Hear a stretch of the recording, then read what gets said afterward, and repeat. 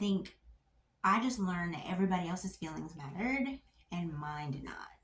And it's fine, but the truth is I am deserving of my feelings mattering. I am deserving of people showing up for me. I am deserving of people coming to my events or coming to my shows, or if they're not coming, letting me know and saying, hey, you're not gonna be there. Okay, cool. Just let me know.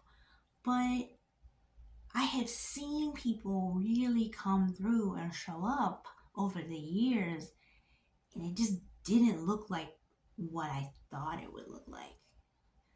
And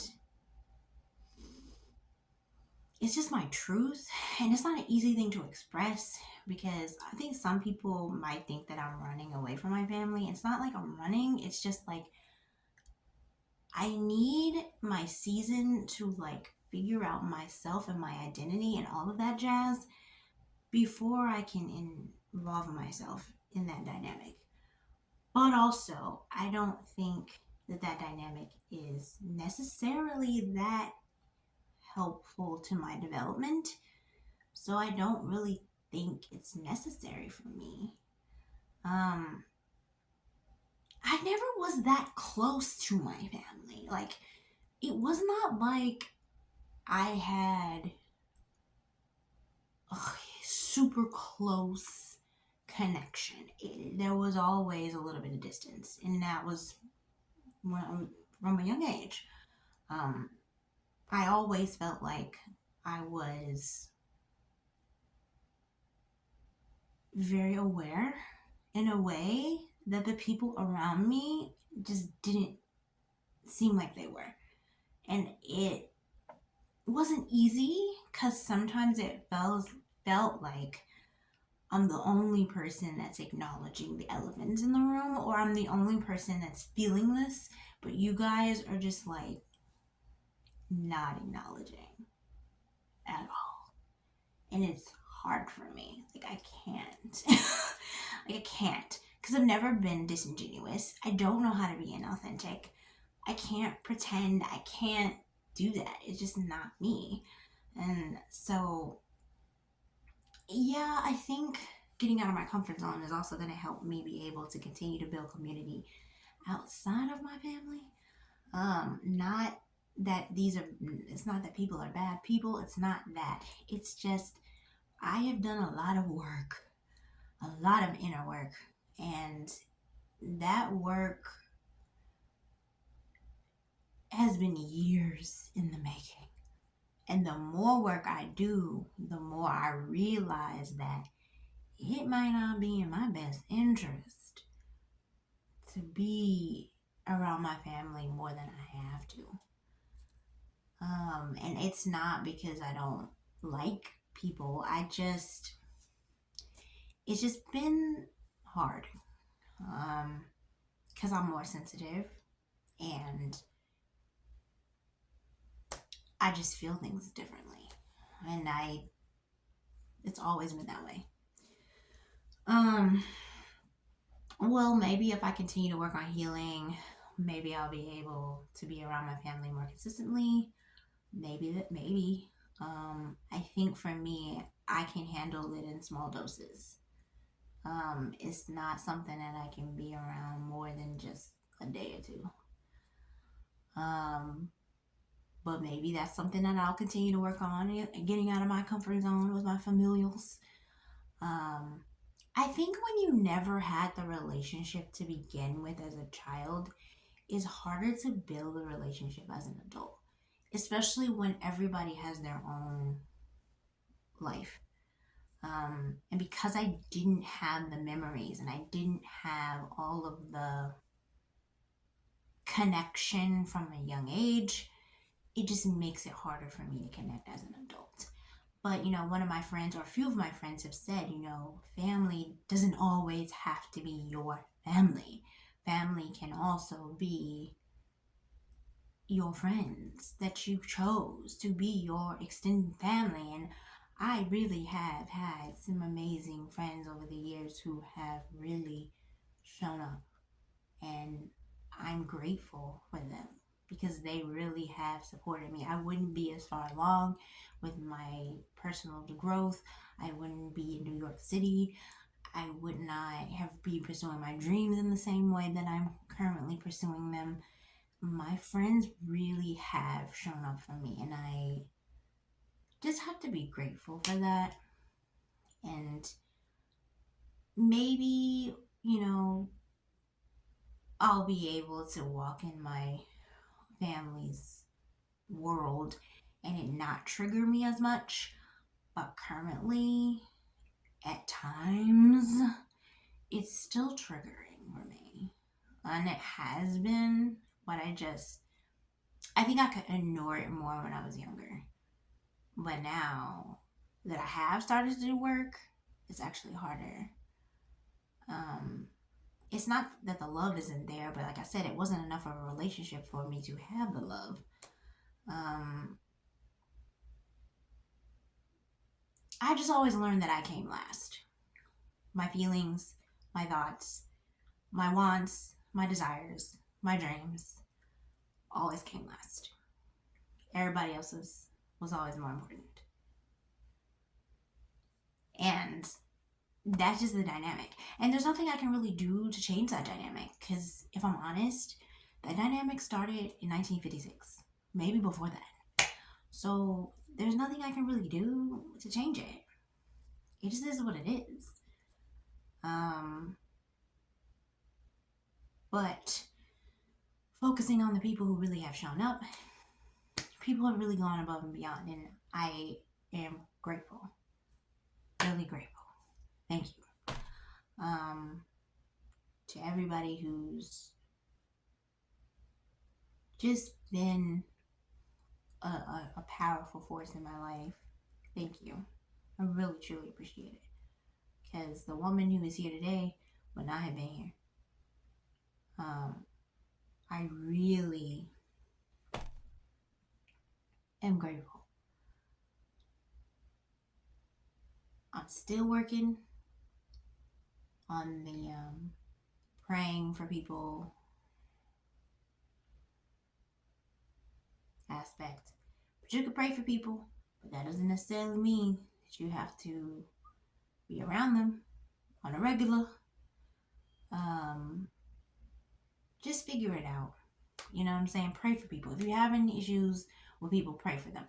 But once again, prayer and forgiveness does not mean that you have to be in their vicinity on a regular basis. And for me, being in New York has been a release in a way because our family just had a lot of generational trauma. And when I say I'm on the side of the trauma that's not great and I feel everything deeply, oh, it's a lot. But because I'm outside of the family dynamic now, I feel like I'm able to flourish a little bit more because I'm able to find like a sense of self and sense of confidence that in that dynamic, it was just really difficult to find because I just part of the insecurities and all of the things that I struggle with internally stemmed from that. Now that I'm trying to get out of it, I kind of feel like I had to get out of that environment in order to really flourish mentally, spiritually. And New York has been a godsend for me. I know a lot of people hate New York. I'm not one of those people. Is New York hard? Yes. Is New York challenging? Yes. Is New York going to push you? Hell yes. But let me tell you something. It has been a blessing in my life because it has made me a better human being. It's like it's made me more independent. It's made me more, really honestly, more honest and more authentic. I mean, some of the most kindest, most authentic people I've ever met live in New York City. So it's not the mean place that people think that it is.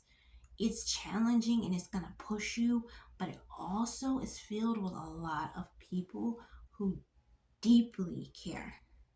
And it just taught me what unconditional love was. Because I'm be honest, I didn't know. I feel like I was grown before I learned what it was. I felt like I had to perform for love all the time. I had to perform for approval. I had to perform to get any type of acknowledgement that I existed. And now I feel like dude, you're good as you are. You don't have to do that. Just be you, and it's enough. And if people love it, great. If people don't, great. But it's taken me forever to learn that, and I'm still working on it every day. But the biggest thing that I did to get out of my comfort zone was to move to New York City. And I don't know if I'm going to be here forever, but I'm grateful for the time that I have been here because I'm a whole different human being, and that is the truth. And a lot of that healing and a lot of the work that I've done has been here. And I always suggest to people to move outside of to move outside to a different state, because I just think that getting outside of your family dynamic, even if it's a healthy family dynamic, I think it just gets you outside of that comfort zone, gets inside of whatever role that you learn to play in your family. Because I learned to play the invisible child, and now I'm learning how to be more present, to be myself more, to be more authentic, to be Dominique and be okay with Dominique. Because she's great.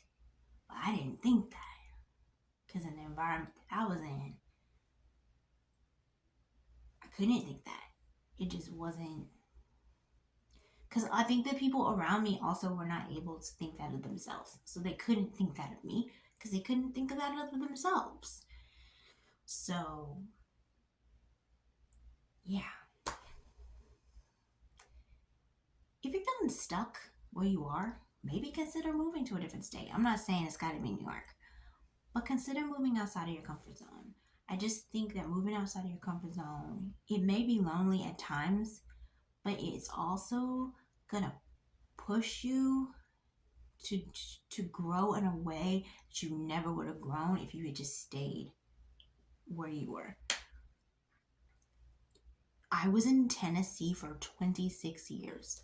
And in those 26 years, I really never had a close relationship with my family. So, like, me moving away for 10 years and visiting maybe, 6 or 7 times is accurate because I never had a close relationship prior. And I was there for 26 years, other than going to college. And it's just like, Jesus went outside of Nazareth, okay? And I'm like, Dominique needs to go outside of Memphis. And I need to go outside of New York for a little bit. That's why I went on a ship last year, okay? Listen, life is complicated. But when you push yourself out of your comfort zone, it just gives you a freedom and also a sense of identity, and it just gives you confidence in a way that you never will have experienced if you just stay with the same people you know, the same dynamic you've been in your whole life. If you go outside of it, man, do you learn a lot about yourself. You learn the good, the bad, the ugly. But it makes you a better human being. And it makes you own up to the mistakes. It makes you own up to where you were, what role you played in certain things too. It makes you more self-aware in a way. So yeah, get out of your comfort zone. You can do this. I believe in you. Thank you. This has been Southern Girl in the City. Have a lovely day.